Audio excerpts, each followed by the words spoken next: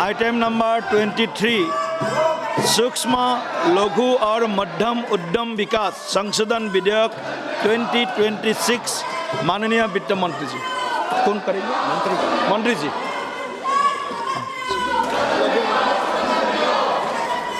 Honorable Chairman, sir, I move that the bill further to amend the Micro, Small and Medium Enterprises Development Act 2006 as passed by Rajya Sabha be taken into consideration. प्रश्न यह है कि विधेयक पर विचार किया जाए। जो सदस्य इसके पक्ष में वो हाँ कहे, जो सदस्य विरोध में वो ना कहे। मेरे विचार में निर्णय हाँ वालों के पक्ष में हुआ, हाँ वालों के पक्ष में हुआ। विधेयक पर विचार करने हेतु प्रस्ताव को स्वीकृत किया गया। अब सभा विधेयक पर खंडवार विचार करेगी। जिन माननीय सदस्यों को इस विधेयक पर संशोधन का प्रस्ताव जिन्होंने लाया है, इसे माननीय सांसदगण का नाम मैं पढ़ूंगा और आपसे निवेदन है आप अपने सीट जा कर के संशोधन प्रस्ताव को आप सबमिट करें। श्रीमती प्रतिमा मंडल, श्री मनोज कुमार जी ने संशोधन दिए हैं। आप दोनों अगर संशोधन पेश करना चाहते हैं तो आपसे निवेदन है तो आप संशोधन यहाँ पर सबमिट करें।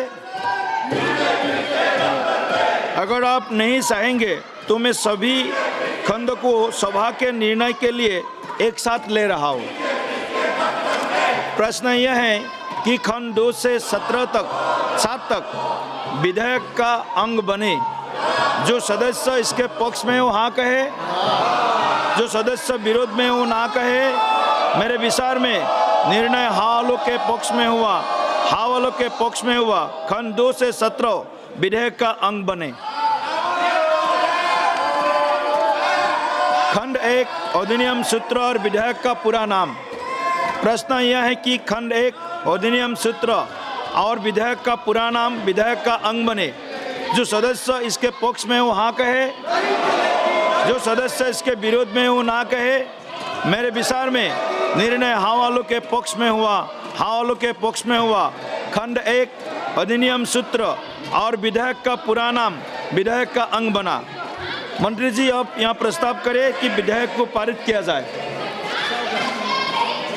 चेयरमैन साहब, मैं आपसे अनुरोध करता हूं कि इस विधेयक को पारित किया जाए। प्रश्न यह है कि विधेयक को पारित किया जाए। जो सदस्य इसके पक्ष में वो हाँ कहे, जो सदस्य विरोध में वो ना कहे। मेरे विचार में निर्णय हाँ वालों के पक्ष में हुआ, हाँ वालों के पक्ष में हुआ। प्रस्ताव स्वीकृत हुआ और विधेयक पारित हुआ।